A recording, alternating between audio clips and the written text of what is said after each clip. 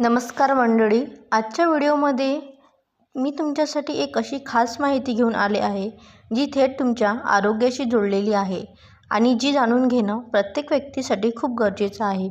मित्रांनो, आपल्या शरीराच्या आतमध्ये खूप नाजूक आणि बारीक नसा असतात, ज्यांना वैद्यकीय भाषेत नर्व्हस म्हटलं जातं. या नसा शरीराच्या प्रत्येक भागांपर्यंत रक्त आणि ऊर्जा पोहोचण्याचे काम करतात आणि शरीराची संपूर्ण प्रणाली योग्य प्रकारे चालवतात. जर या नसा पूर्ण क्षमतेने आणि ताकदीने काम करत राहिल्या तर रक्तप्रवाह शरीराच्या एका भागातून दुसऱ्या भागापर्यंत कोणत्याही अडथळ्याशिवाय किंवा त्रासाशिवाय सहजपणे चालू शकतो.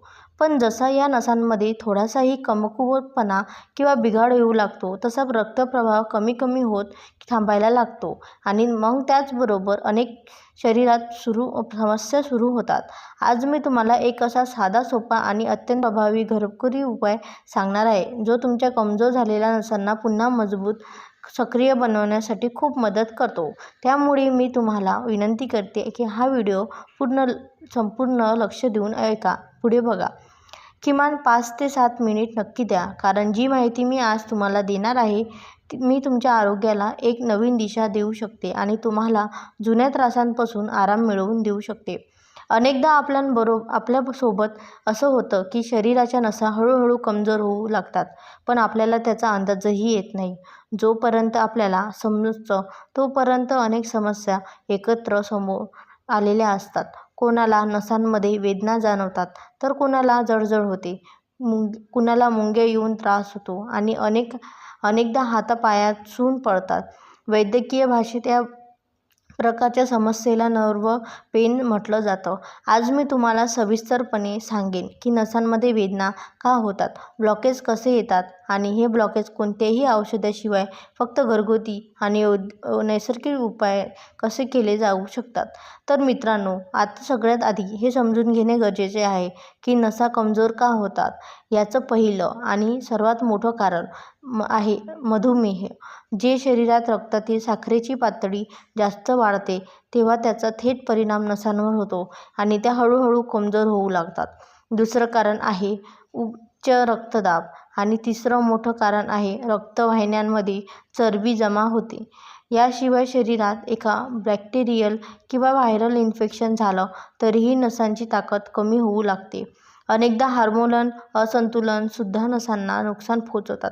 जर यकृत किंवा मूत्रपिंड नीट काम करत नसतील तर शरीरात जमा झालेले विषारी घटक म्हणजेच टॉक्सिन्स बाहेर निघू शकत नाहीत आणि हेच टॉक्सिन्स नसांमध्ये जमा होऊन ब्लॉकेज तयार करतात.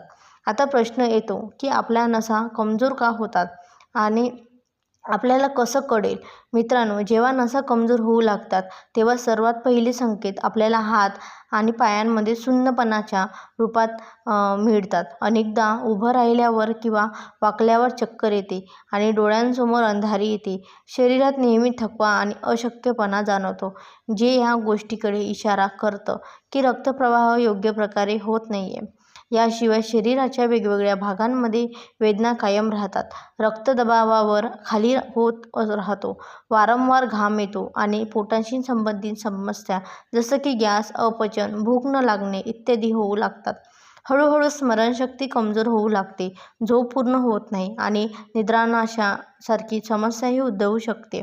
रक्ताची कमतरता म्हणजेच ॲनिमिया होते आणि हृदयाचे ठोके वाढू लागतात.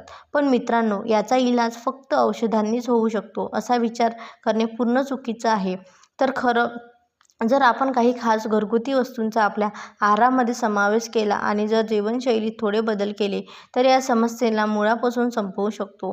याचबरोबर काही सोपी योगासन आणि प्राणायामसुद्धा जे नसांमधील ब्लॉकेज आणि कमजोरी हळूहळू दूर करतात. पण लक्षात ठेवा की जिथे वेदना होत असेल तिथे जोरजोरात दाबू नये किंवा घासू नये, नाहीतर सूज येऊ शकते. जर हात किंवा पायांमध्ये वेदना असतील तर त्या पायाने किंवा बर्फाने शिका किंवा थंड पाण्याने किंवा कोमट पाण्याने शिका द्यावा तर त्वरित आराम मिळतो. सोबत भस्त्रिका आणि अनुलोम विलोम प्राणायाम जरूर करा, कारण हे नर्व्हस सिस्टीमला ताकद देऊन आणि वेदना हळूहळू कमी करतात. आता वेळ येते घरगुती उपायाची जर हा उपाय योग्य पद्धतीने केला गेला तर साधारणपणे 14 ते 15 दिवसात फरक दिसू लागतो. पण हा उपाय किमान 1 ते 1.5 महिना नियमितपणे करणं खूप गरजेचं आहे. यासाठी तुम्हाला स्टीलच्या भांड्यात 1 ग्लास पाणी घालून उकळायला ठेवायचं आहे. त्यात अर्धा इंच दालचिनीचा तुकडा टाकायचा आहे. आता अनेकदा लोकांच्या मनात प्रश्न येतो की दालचिनीचा तुकडा हा जास्त फायदेशीर असतो की त्याची पावडर. तर मित्रांनो, मी स्पष्ट सांगते की जर तुम्ही बाजारातून अख्खी दालचिनी आणून घरी ती वाटून ताजी पावडर बनवली तर ती सर्वात प्रभावी आणि सर्वात जास्त फायदेशीर ठरते. मित्रांनो, सगळ्यात आधी तुम्हाला बाजारातून एकदम चांगली स्वच्छ आणि शुद्ध क्वालिटीची दालचिनी घेऊन यायची आहे. या गोष्टीची काळजी घ्या की ती दालचिनी जुनी किंवा ओलसर नसावी तर ताजी असावी, कारण ताजी आणि शुद्ध दालचिनी शरीरावर अनेक पटींनी जास्त परिणाम दाखवते. आता ही दालचिनी घरीच चांगल्या प्रकारे कुटून किंवा वाटून तिची बारीक पावडर आणि मऊ पावडर तयार करून घ्यायची आहे. जेव्हा तुम्ही स्वतःच्या हाताने ताजी दालचिनी पावडर बनवाल तेव्हा तिच्यासाठी सर्व काही गुणकारी घटक म्हणजेच एक्टिव्ह कंपाऊंड्स पावडर पाण्यात लवकर विरघळतील, त्यामुळे शरीराला तिचा पूर्ण फायदा मिळेल. आता या तयार केलेल्या पावडरमधून फक्त 2 चिमूट म्हणजेच अगदी थोड्या प्रमाणात पावडर घ्यायची आहे आणि ती त्या पाण्यात टाकायची आहे, जे आधीपासूनच स्टीलच्या भांड्यात गॅसवर उकळत आहे.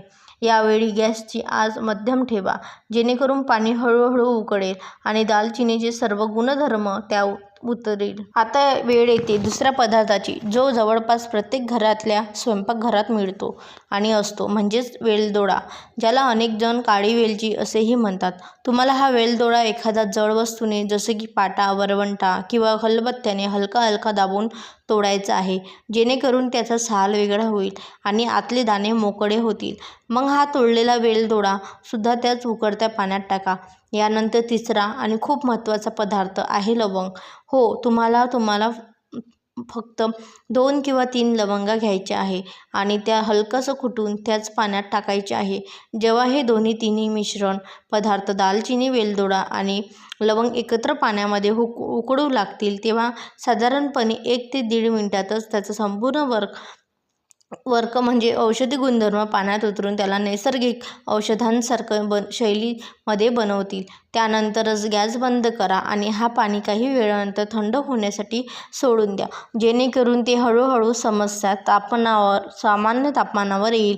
जेव्हा पाणी पूर्णपणे थंड होईल तेव्हा त्याला एक स्वच्छ कापडाने पुन्हा किंवा बारीक गाळणीने गाळून घ्या आणि जे सर्व वनस्पतीचे तुकडे वेगळे होतील आणि फक्त औषधी शिल्लक पाणी राहील. आता वेळ येते शेवटच्या पदार्थाची आणि तो आहे गूळ.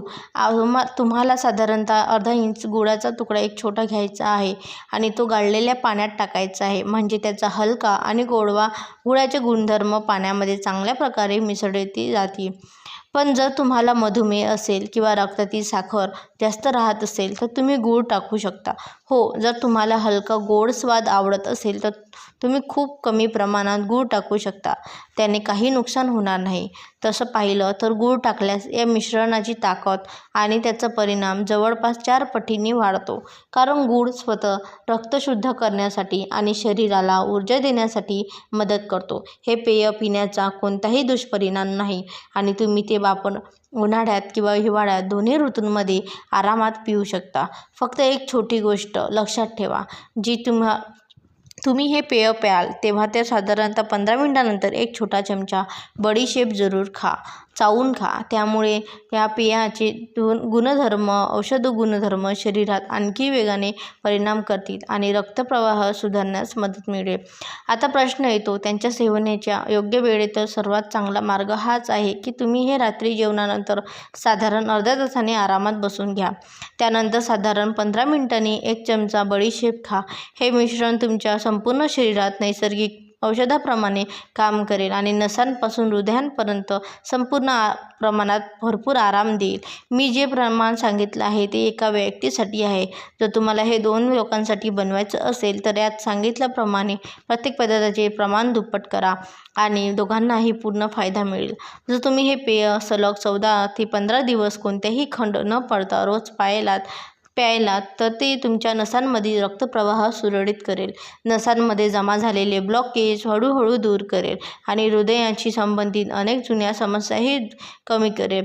या पेयांमध्ये असलेले नैसर्गिक जीवनसत्व आणि खनिज हृदय निरोगी ठेवतात, रक्त शुद्ध करतात आणि शरीराच्या नसांना लवचिक व मजबूत बनवतात. याशिवाय हे हाड आणि सांध्यांमध्ये आलेली सूजसुद्धा कमी करतं, जे बहुतेक करून वात दोषांमुळे होते. विशेषतः तुम्हाला पायांच्या पोटऱ्या स्नायू किंवा स्नायूमध्ये सूज राहत असेल तर हा उपयोगी तिथेही प्रभावी ठरतो. आता मित्रांनो, या गोष्टीकडेही थोडं लक्ष देणे गरजेचं आहे की फक्त हा उपायच नाही तर तुमचा रोजचा आहारसुद्धा आरोग्यदायी असायला हवा.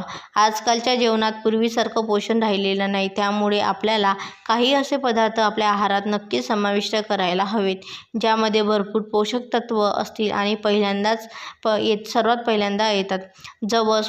जवसाच्या बिया ओमेगा-3 फॅटी ॲसिड आणि अल्फा लिओनेटिक ॲसिडचा खूप चांगला स्रोत आहे. हिवाळ्यात तर लोक हे खातातच, पण उन्हाळ्यातही तुम्ही जवसाची पावडर बनवून रात्री पाण्यात भिजवून ठेवा आणि सकाळी त्याच बिया हलक्या भाजून खा.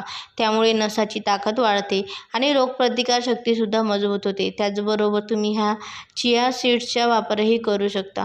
चिया सीड्स शरीराला थंडावा देण्यास खूप प्रभावी आहे आणि त्यामध्ये ओमेगा-3 फॅटी ॲसिड, पोटॅशियम आणि लोहासारखी आवश्यक खनिजं आढळतात, जी नर्व्हस सिस्टमला मजबूत बनवतात, थकवा कमी करतात आणि शरीराला सक्रिय ठेवतात.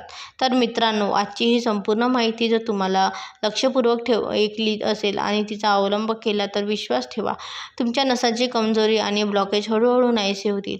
जर तुम्ही बऱ्याच काळापासून औषध घेत असेल किंवा काही तरी आराम मिळत नसेल तर हा उपाय 14 ते 15 दिवस सलग करून बघा आणि स्वतःच्या शरीरातील फरक अनुभवा. तुमचा थकवा, वेदना आणि नसांमध्ये अडकलेला हळूहळू नाहीसा होतो आणि शरीराला पूर्वीसारखी ताकद आणि ताजेपणा जाणवेल. जर तुम्हाला हा व्हिडिओ उपयुक्त वाटला तर त्यांना नक्की लाईक करा, आपल्या मित्रांबरोबर, कुटुंबाबरोबर शेअर करा आणि आमच्या चॅनलला सबस्क्राईब करायला विसरू नका, म्हणजे तुम्हाला या चांगल्या आरोग्याशी संबंधित आणखी माहिती मिळत राहील. धन्यवाद.